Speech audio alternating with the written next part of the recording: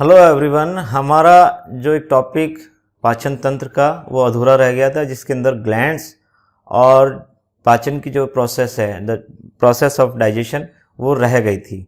तो आज हम जो है ग्लैंड्स और डाइजेशन की प्रोसेस के बारे में पढ़ेंगे। ग्लैंड्स की यदि बात करते हैं, पाचन से संबंधित जो ग्रंथियाँ हैं उनकी यदि बात करेंगे तो 4 तरह की ग्लैंड्स पाई जाएंगी इसमें। एक होती है सलाइवरी ग्लैंड, दूसरी होती है, मैं देखो ऊपर से लेकर नीचे तक चलते जाएंगे, इसी तरह से लेंगे। सलाइवरी ग्लैंड्स जो होंगी यहाँ पर, ये माउथ वाले रीजन में होंगी।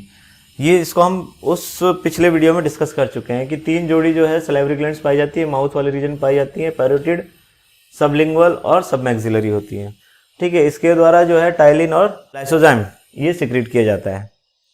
टाइलिन का काम होता है स्टार्च को माल्टोन में कन्वर्ट करना, और लाइसोजाइम जो होगा वो एंटीबैक्टीरियल प्रॉपर्टी रखता है। दूसरी जो ग्लैंड्स होती है वो होती है यहाँ वाले रीजन में। देखो, हमने स्टोमक को 3 भागों में बांटा था, कार्डियक, फंडस और पाइलोरिक। जो पाइलोरिक वाला रीजन है उसमें पाइलोरिक ग्लैंड्स पाई जाती हैं। ये जो पाइलोरिक ग्लैंड्स है इसके द्वारा गैस्ट्रिक जूस सिक्रीट किया जाता है।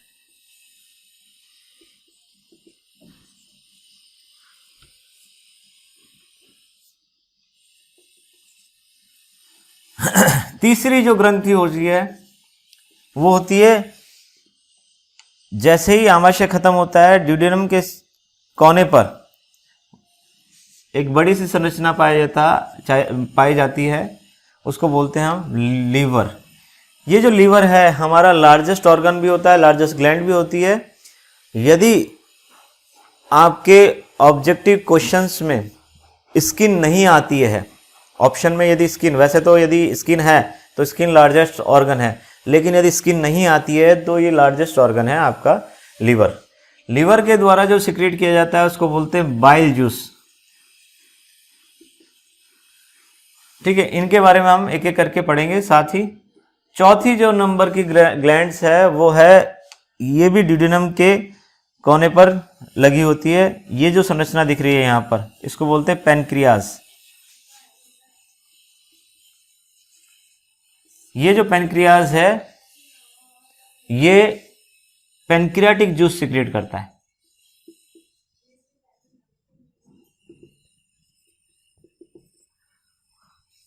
तो ये 4 जो है मुख्य जो है ग्रंथियां होती है। अब एक एक करके हम इसको डिस्कस कर लेंगे। सलाइवरी ग्लैंड जो हम पहले ऑलरेडी डिस्कस कर चुके हैं। अब आते हैं पाइलोरिक ग्लैंड पर। पाइलोरिक ग्लैंड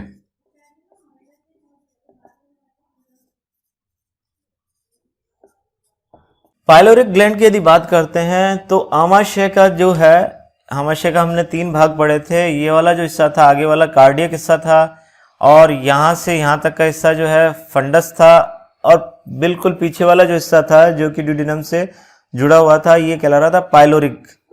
तो ये जो हिस्सा है पाइलोरिक हिस्सा, इसी में पाइलोरिक ग्लैंड्स पाई जाती हैं। जाइमोजन जो सेल्स होती हैं, जाइमोजन कोशिकाओं द्वारा, पाइलोरिक रीजन में पाई जाने वाली जाइमोजन सेल्स द्वारा 2 तरह के एंजाइम सिक्रीट किए जाते हैं। एक होता है पेप्सिनोजन,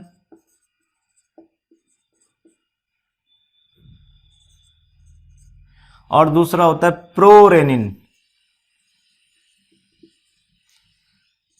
पेप्सिनोजन और प्रोरेनिन, ये दोनों जो है म्यूकस के साथ मिलकर पाइलोरिक जो ग्लैंड के द्वारा सिक्रीशन बनाते हैं, और इसको बोलते हैं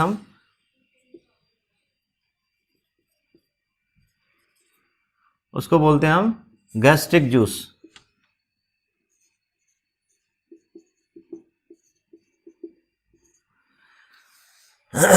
तो यहां पर क्या सिक्रीट हो रहा है? Gastric juice. यहां पर हो रहा है सलाइवा, यहां पर हो रहा है गैस्ट्रिक जूस।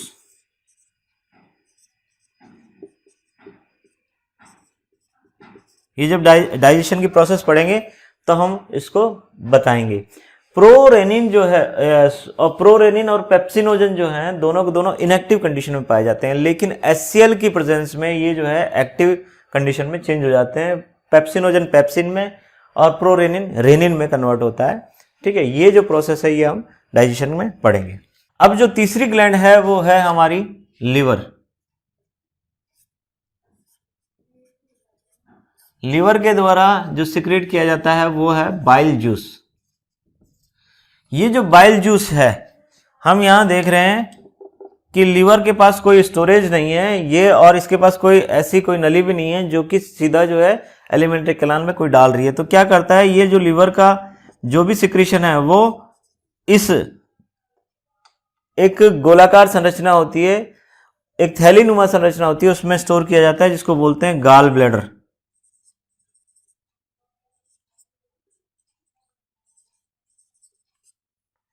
ये जो गाल ब्लैडर है ये बाइल जूस को स्टोर करने का काम करता है। और यदि बाइल जूस की कंपोजिशन देखते हैं तो बाइल जूस में देखो वाटर और साल्ट्स, ये तो सारे सभी उसमें पाया जाता है, अलग अलग तरह के साल्ट्स पाए जाएंगे। ये प्रश्न भी नहीं बनता है, प्रश्न जो बनेगा वो होगा कि बाइल जूस में कौन कौन से पिगमेंट मिलते हैं। तो कौन कौन से पिगमेंट्स इसमें मुख्यतः पाए जाते हैं, दो तरह के पिगमेंट होते हैं। एक होता है इसमें बिलीवर्डिन और बिलीरुबिन। तो बिलीरुबिन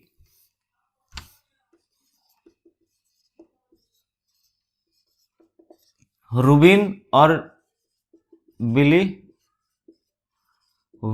ये दो जो है पिगमेंट्स पाए जाते हैं जो कि फिकल मैटर है या जो मल है उसके कलर को निर्धारित करते हैं। बिलीरुबिन जो होता है वो येलो कलर का होता है, पीले कलर का होता है, और ये जो होता है ये ग्रीन कलर का या हरे रंग का होता है।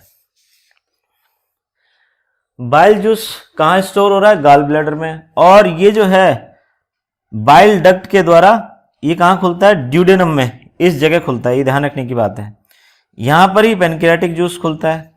अच्छा, इसका जो पीएच होगा वो पीएच होगा लगभग 7.7 से लेकर 8.6 तक। ये भी महत्वपूर्ण बात है, इसको भी ध्यान रखने वाली बात है कि जो पीएच है बाइल जूस का वो बेसिक होता है। सलाइवा का जो पीएच होता है वो लिटिल बिट एसिडिक होता है, 6.3 से 6.8 तक इसका जो है पीएच पाया जाता है सलाइवा का। ठीक है, अब ये क्यों होता है ये भी हम आगे डिस्कस करेंगे सारी चीजें। अब हमारे पास चौथी जो ग्लैंड है वो है पेनक्रियाज। मैं यहां ही लिख देता हूं इसको।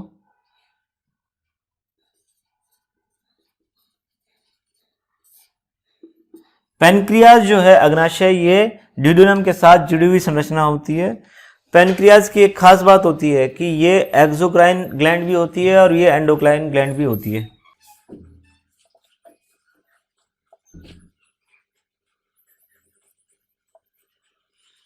एक्सोक्राइन डाइजेशन में जो भाग लेती है, जो हिस्सा भाग लेता है वो होता है एक्सोक्राइन। डाइजेशन में कौन सा हिस्सा भाग लेता है, एक्सोक्राइन। ठीक है, अब इसको थोड़ा सा हम देख लेते हैं। क्या होता है कि लगभग 99% जो हिस्सा होता है पेनक्रियाज का वो छोटी छोटी कोशिकाओं से मिलकर बनना होता है, जिसे एसिनाई कहते हैं। ये जो एसिनी है ये 99% भाग बनाती है और यही जो है एक्सोक्राइन ग्लैंड कहलाती है। इसके द्वारा जो सिक्रीट किया जाता है, एक्सोक्राइन ग्लैंड के द्वारा जो सिक्रीट किया जा रहा है वो होता है पेनक्रियाटिक जूस।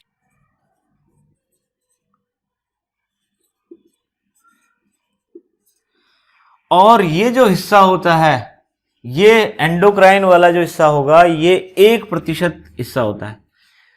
छोटे छोटे कोशिकाओं के समूह पाए जाते हैं जिनको लैंगरहैंस, ये जो आइलेट्स हैं लैंगरहैंस के द्वीप समूह, यही जो है एंडोक्राइन ग्लैंड्स का फॉर्मेशन करते हैं। इसमें 3 तरह की कोशिकाएं पाई जाती हैं और ये तीनों तरह की जो कोशिकाएं हैं ये अलग अलग तरह का सिक्रीशन करती हैं। कौन कौन सी कोशिकाएं होती है, अल्फा सेल, बीटा सेल और डेल्टा सेल। अल्फा सेल के द्वारा जो सिक्रीट किया जाता है वो होता है ग्लूकागोन।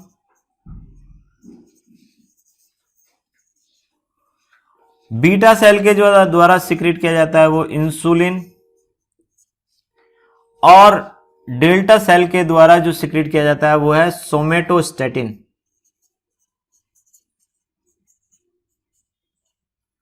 ये ध्यान रखना कि एंडोक्राइन जो ग्लैंड होती है या एंडोक्राइन हिस्सा जो होता है पैनक्रियाज का, वो लैंगरहैंस के द्वीप समूह मिलकर बनाते हैं और लगभग 1% हिस्सा बनाते हैं पूरी ग्लैंड का।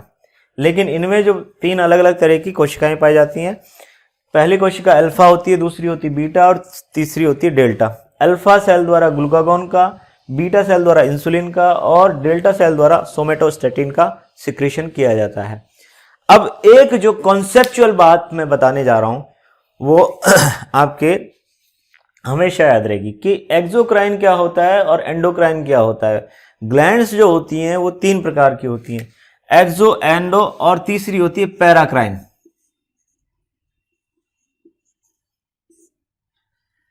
ठीक है, ये ध्यान रखना। एक्सोक्राइन का मतलब होता है कि यदि कोई ग्लैंड है, ग्रंथि है, तो वह एक कोई डक्ट द्वारा अपने आसपास के स्थित ऑर्गन सिस्टम में यदि अपना जो है सिक्रीशन डाल रही है तो वो कहलाती है एक्सोक्राइन।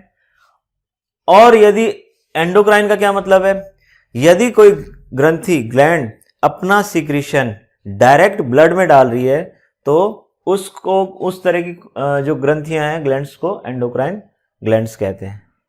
ठीक है। और पैराक्राइन क्या होगी, पैराक्राइन का मतलब है कि यदि कोशिका, हर एक कोशिका जो है पैराक्राइन है, एक तरह से मान सकते हैं। कोई कोशिका यदि कोई सिक्रीशन रिलीज कर रही है और उसके आसपास की कोशिकाएं यदि प्रभावित हो रही हैं तो इस तरह की जो ग्रंथियां या सेल्स होंगी वो पैराक्राइन सेल्स या पैराक्राइन ग्लैंड्स कहलाती हैं। अब एक्सोक्राइन का तो हमने देख लिया कि ये जो है ये अपना स्राव जो है यहां पर एक नली द्वारा डाल रही है ड्यूडेनम में। इसी तरह से एक्सोक्राइन ग्लैंड लीवर भी है। एंडोक्राइन जो हिस्सा होगा वो क्या होगा कि यदि लैंगरहैंस के जो आइलेट्स हैं ये डायरेक्ट ब्लड में अपना सिक्रीशन कर रहे हैं, इन ग्लूकागॉन, इंसुलिन और सोमेटोस्टेटिन जो हार्मोन है उनका सिक्रीशन ब्लड में कर रहे हैं, तो ब्लड क्या होता है, पूरे शरीर में फैलता है, पूरे शरीर में जाता है। तो इसका जो प्रभाव है पूरे शरीर में होता है। एंडोक्राइन का जो ग्लैंड का जो प्रभाव है पूरे शरीर में होता है। पैराक्राइन का जो प्रभाव होगा वो अपनी नियर बाई सेल्स के आसपास की, जैसे ये कोशिका है तो ये जो है अपने आसपास की जो कोशिकाएं हैं उसी को ये प्रभावित करती हैं। जैसे कई बार जो वायरल इन्फेक्शन के दौरान जो है इंटरफेरॉन्स का सिक्रीशन होता है, एक कोशिका जो है किसी वायरस के द्वारा संक्रमित हो चुकी है तो वह क्या करती है, इंटरफेरॉन्स और इनका सिक्रीशन करती है, जो कि अपनी आसपास कोशिकाओं को यह संदेश देती है कि मैं जो है किसी वायरस से संक्रमित हो चुकी हूं, तो आप लोग सावधान हो जाएं। तो इस तरह का जो सिक्रीशन होता है वो क्या कहलाता है, पैराक्राइन कहलाता है।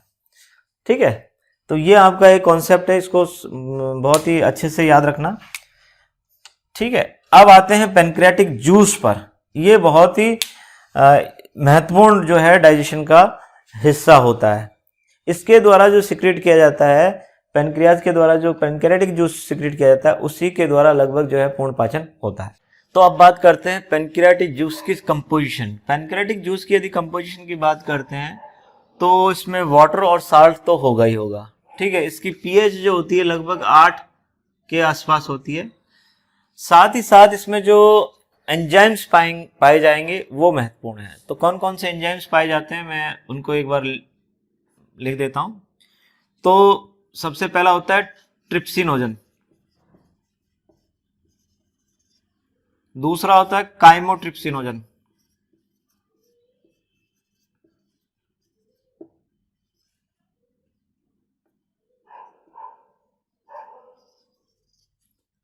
फिर उसके बाद होता है कार्बोक्सीपेप्टिडेज,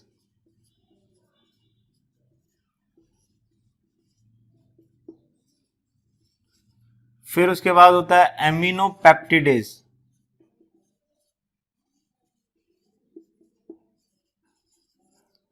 फिर उसके बाद होता है एमाइलेज, फिर उसके बाद होता है माल्टेज, फिर उसके बाद होता है सुक्रेज,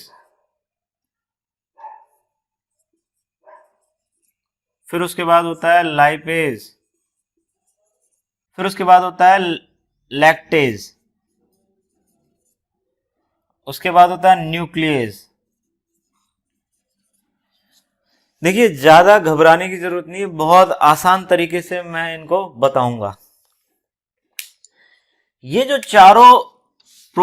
जो चारों एंजाइम्स हैं ये वाले, ये क्या है, प्रोटीन के डाइजेशन में काम आते हैं।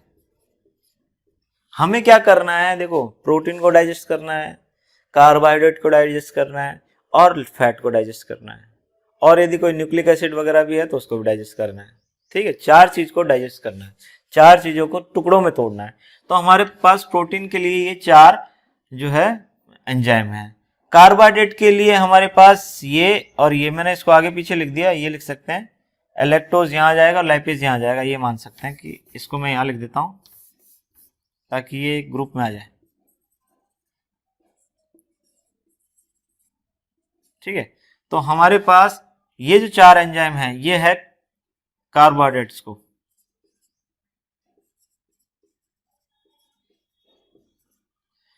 कार्बोहाइड्रेट्स के पाचन के लिए ये चार एंजाइम हो गए। फैट्स के लिए, फैट और लिपिड के लिए ये लाइपेज हो गया, और जो भी न्यूक्लिक एसिड है,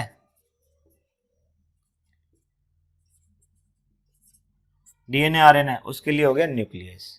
ठीक है, तो हमें क्या करना है, प्रोटीन को एमिनो एसिड में तोड़ना है, कार्बोहाइड्रेट को शुगर्स में तोड़ना है, शुगर ग्लूकोज में। ठीक है, फैट को तोड़ना है हमें फैटी एसिड और ग्लिसरॉल में, यहां लिख देता हूं।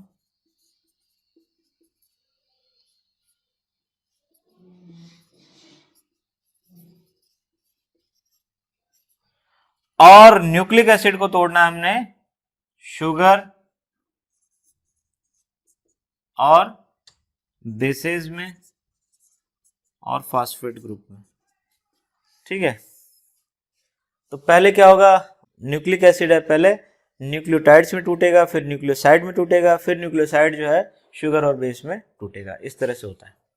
तो ये जो है पेनक्रियाटिक जूस के अंदर हमारे पास ये एंजाइम पाए जाते हैं। बहुत आसान तरीके से याद रखो, ट्रिप्सिनोजन, फिर काइमोट्रिप्सिनोजन, फिर उसके बाद कार्बोक्सीपेप्टिडेज, एमिनोपेप्टिडेज, ये चारों के चारों जो है प्रोटीन के पाचन के लिए होता है। कार्बोहाइड्रेट के पाचन के लिए एमाइलेज, माल्टेज, सुक्रेज और लैक्टेज। ठीक है, ये होंगे। लाइपेज जो है फैट के डाइजेशन के लिए होगा। न्यूक्लियस जो होगा वो न्यूक्लिक एसिड के डाइजेशन के लिए होगा। तो ये जो ग्लैंड्स हैं, पेनक्रियाटिक ग्लैंड है, ये मुख्यतः जो है डाइजेशन में पार्टिसिपेट करती है।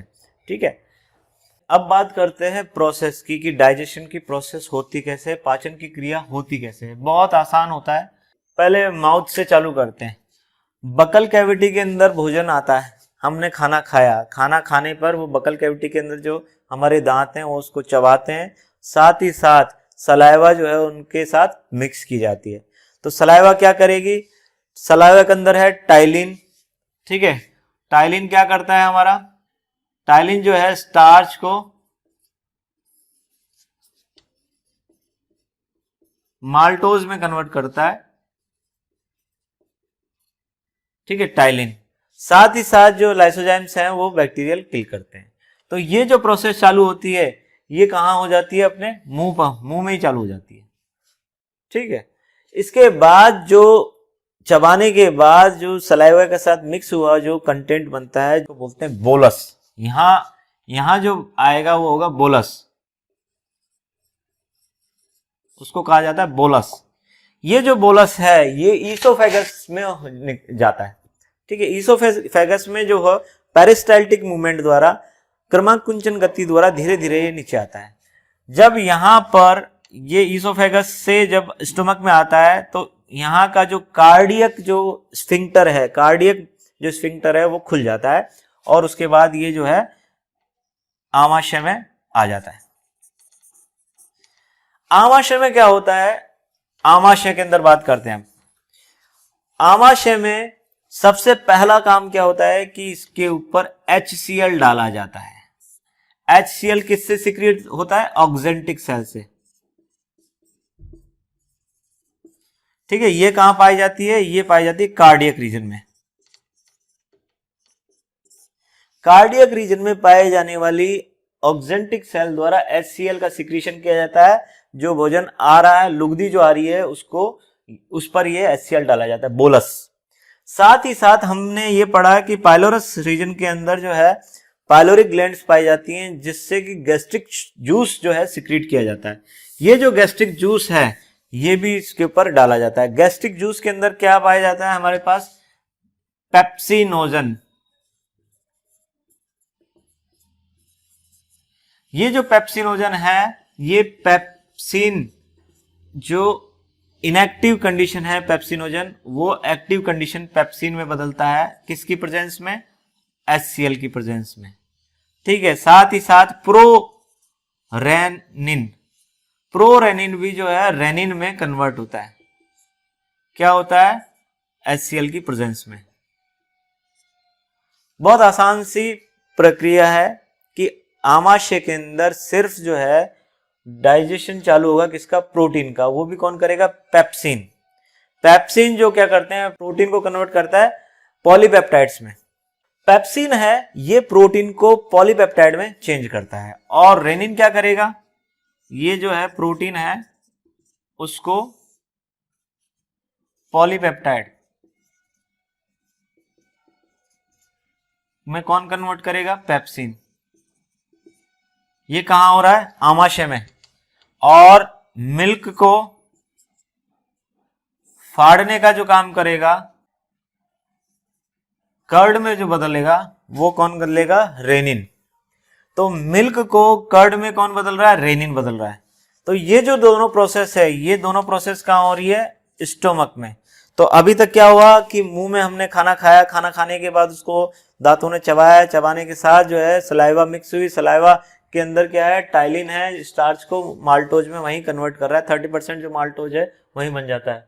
फिर उसके बाद जो है भोजन नीचे आता है, ग्रासनाल से होते हुए आमाशय में आएगा। आमाशय में जो है सबसे पहले HCl जो है सिक्रीट किया जाता है। आमाशय के अंदर जो भोजन आ रहा है बोलस के रूप में आ रहा है, और ये बोलस जो है इसमें बैक्टीरिया हो सकते हैं। तो बैक्टीरिया को बिल्कुल डिस्ट्रॉय करने के लिए HCl, जिसका pH जो है लगभग 1.5 से 1.8 के बीच में होता है, ये जो है इसको बैक्टीरियल या जो भी जितने भी इन्फेक्शियस एजेंट है उनको मारने का काम करेगा। साथ ही साथ HCl की प्रेजेंस में यहाँ पर दो एंजाइम होते हैं। पेप्सिनोजन जो पेप्सिन में कन्वर्ट होता है, प्रोरेनिन जो रेनिन में कन्वर्ट होता है।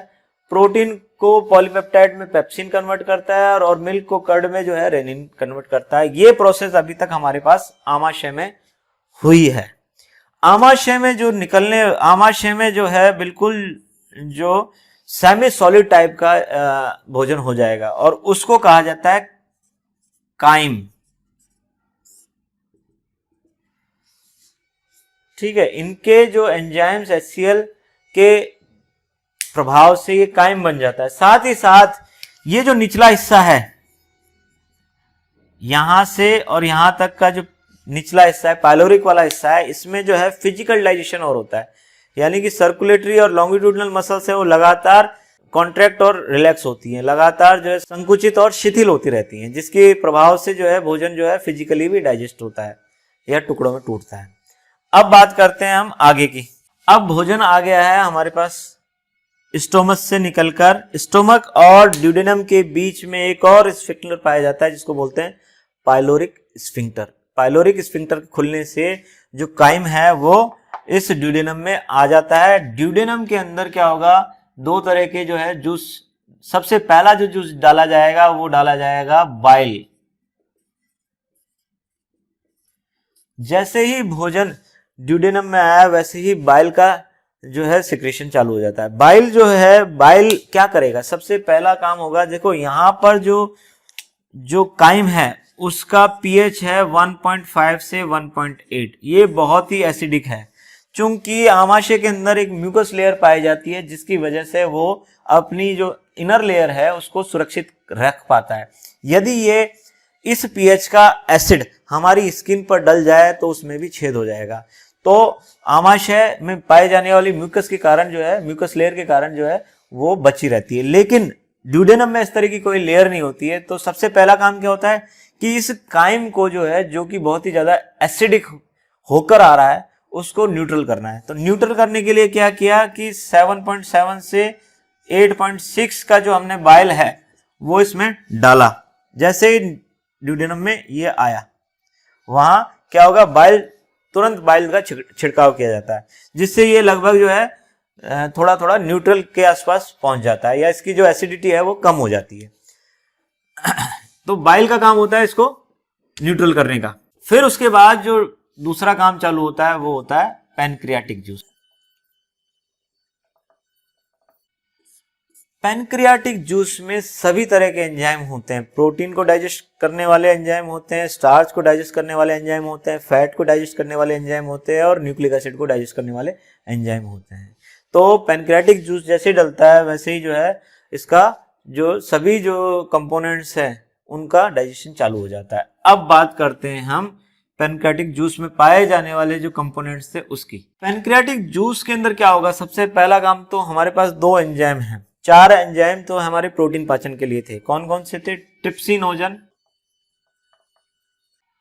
और काइमोट्रिप्सिन। ट्रिप्सिनोजन और काइमोट्रिप्सिनोजन। तो ये जो दोनों एंजाइम है ये इनएक्टिव कंडीशन में पाए जाते हैं, लेकिन एंट्रोकाइनेज नाम का एक एंजाइम होता है जिसकी वजह से ये ट्रिप्सिन में बदल जाता है।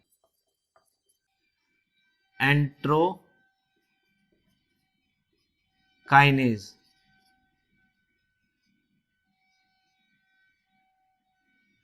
एंट्रोकाइनेज ENTEROKINASE। एंट्रोकाइनेज जो एंजाइम है इसकी वजह से ट्रिप्सिन जो है ट्रिप्सिनोजन जो है ट्रिप्सिन में बदल जाता है, और ये ट्रिप्सिन जो है काइमोट्रिप्सिनोजन को भी काइमोट्रिप्सिन में बदल देता है। तो सबसे पहला काम क्या होगा कि ट्रिप्सिनोजन और काइमोट्रिप्सिनोजन जो है एक्टिव कंडीशन में आते हैं। तो इनका एक्टिव कंडीशन कैसे होता है? एंट्रोकाइनेज की प्रेजेंस में ट्रिप्सिनोजन जो है ट्रिप्सिन में बदलता है, और ट्रिप्सिन क्या करता है, एक काम तो ये प्रोटीन का पाचन करेगा ही, दूसरा काम क्या करता है कि काइमोट्रिप्सिनोजन को काइमोट्रिप्सिन में बदलता है। ठीक है। अब ये जो दोनों एंजाइम हैं ये प्रोटीन को देखो स्टेप बाय स्टेप जो है प्रोसेस होती है।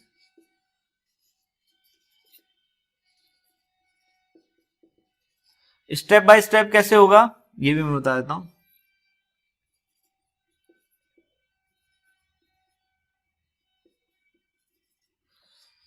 प्रोटीन जो है बड़ी श्रृंखलाएं हैं प्रोटीन की, उनको क्या करना है, छोटी श्रृंखलाओं में तोड़ना है, या उनको 2-2 एमिनो एसिड के ग्रुप में तोड़ना है। तो ये जो ट्रिप्सिन और काइमोट्रिप्सिन है, कौन कौन सा? ट्रिप्सिन और काइमोट्रिप्सिन, ये दोनों एंजाइम क्या करेंगे, प्रोटीन को पॉलीपेप्टाइड और डाइपेप्टाइड में तोड़ते हैं, एमिनो एसिड में नहीं बदल रहे हैं। अब जो दूसरे एंजाइम हैं, कौन से दूसरे एंजाइम हैं, इनके बारे में बात करते हैं।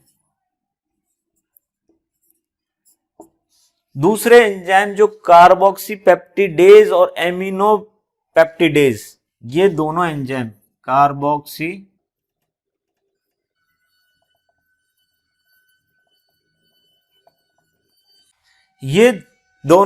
कार्बोक्सीपेप्टिडेज और एमिनोपेप्टिडेज, ये दोनों एंजाइम क्या करेंगे, जो पॉलीपेप्टाइड या डाइपेप्टाइड बना है उसको ये एमिनो एसिड में तोड़ देते हैं। एक एक एमिनो एसिड में तोड़ देंगे अलग अलग।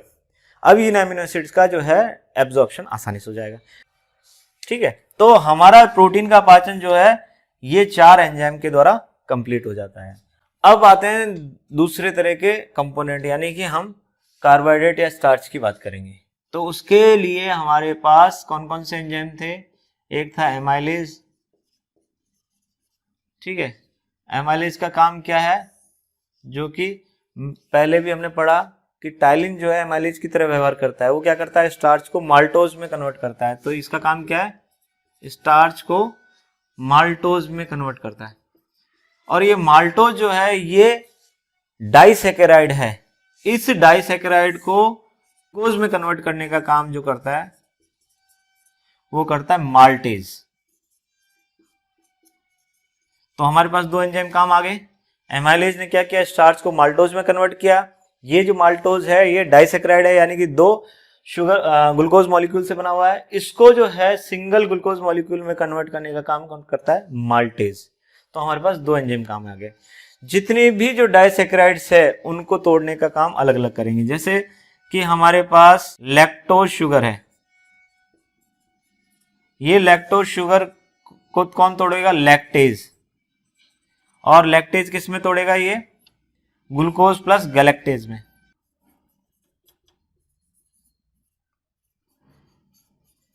ठीक है।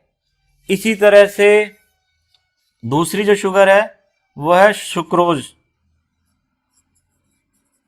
सुक्रोज जो है वो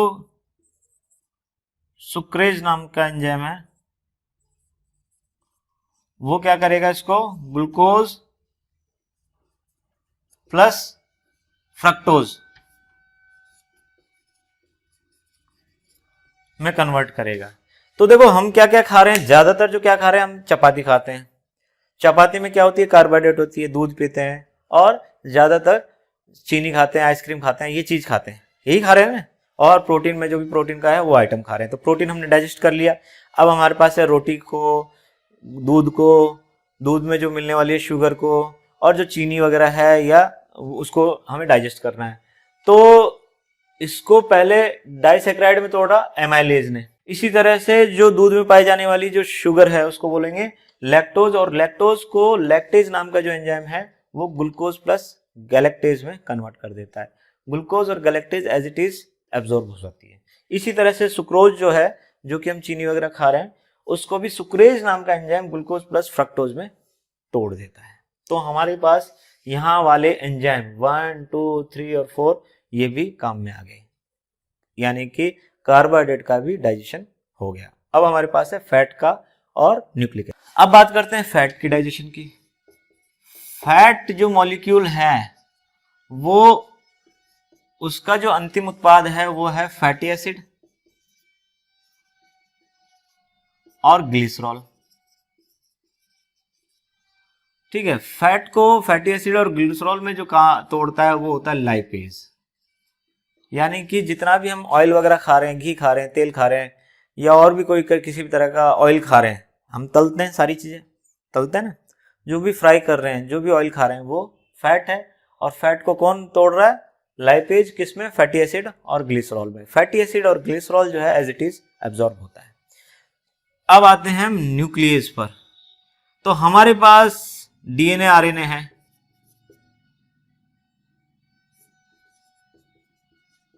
यानी कि हम जो भी चीज, जैसे मान लीजिए कोई हरी सब्जी खा रहे हैं या कच्ची गाजर खा ली हमने, और कोई चीज कच्ची मूली खा ली, सलाद खा लिया, उसके अंदर कोशिकाएं हैं, कोशिका के अंदर न्यूक्लियस है, न्यूक्लियस के अंदर डीएनए आरएनए है ना।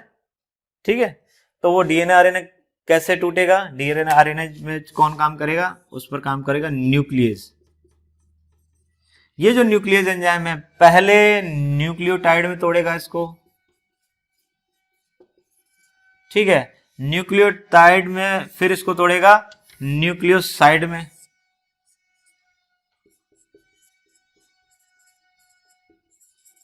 फिर न्यूक्लियोसाइड को तोड़ेगा हमारे पास बेस प्लस शुगर।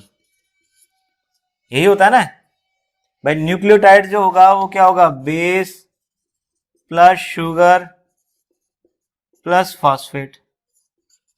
तो यहां फॉस्फेट हटा दिया, यानी कि न्यूक्लियोटाइड को न्यूक्लियोसाइड में बदल दिया। न्यूक्लियोसाइड में क्या क्या होता है? बेस प्लस शुगर, और इसी को हम न्यूक्लियोसाइड बोल रहे हैं, लेकिन ये अलग अलग जो है बेस और शुगर में फाइनली टूटता है। कौन? न्यूक्लियस ही एंजाइम ये काम करता है। ठीक है। तो इस तरह से हमारे पास ये सारी चीज जो है वो यहां पर ड्यूडेनम और जेजनम में डाइजेशन होता है प्रॉपर। यहां पर संपूर्ण डाइजेशन हो जाता है। कुछ भाग अब आते हैं एब्जॉर्प्शन पर। ज्यादातर एब्जॉर्प्शन इलियम में होता है। ये जो पीछे वाला हिस्सा है, देखो यहां जेजनम, और जेजनम में क्या होता है? डाइजेशन भी हो रहा है और एब्जॉर्प्शन भी हो रहा है। बीच वाला जो हिस्सा है ड्यूडेनम और जेजनम के जो बीच, इलियम के जो बीच का हिस्सा है, वहां डाइजेशन भी हो रहा है, साथ साथ एब्जॉर्प्शन भी हो रहा है। लेकिन इलियम वाला जो हिस्सा है, लास्ट का जो हिस्सा है, यहाँ पर जितने भी फूड पार्टिकल्स हैं, जिनके जो सब यूनिट्स हैं वो एब्जॉर्ब होती हैं। ग्लूकोज अपने जितने भी ग्लूकोज है वो वहाँ एब्जॉर्ब होंगे, एमिनो एसिड वहाँ एब्जॉर्ब होंगे, बेस और शुगर, फॉस्फेट ज़्यादातर जो है इलियम में एब्जॉर्ब होंगे। यहाँ पर बिल्कुल ये पानी बन जाता है, बिल्कुल एकदम लिक्विड पानी बन जाएगा। और इसके बाद ये जो है इलियोसिकल वॉल है या इलियोसिकल स्फिक्टर है, ये खुल जाता है। ठीक है, यहाँ मेजर एब्जॉर्प्शन इलियम में हो गया। अब जो ये जो कोलोन है, सीकम है, कोलोन है और रेक्टम है, यानी कि बड़ी आंत या लार्ज जो इंटेस्टाइन है वहां पर मिनरल्स, यहां पर लार्ज इंटेस्टाइन होगी,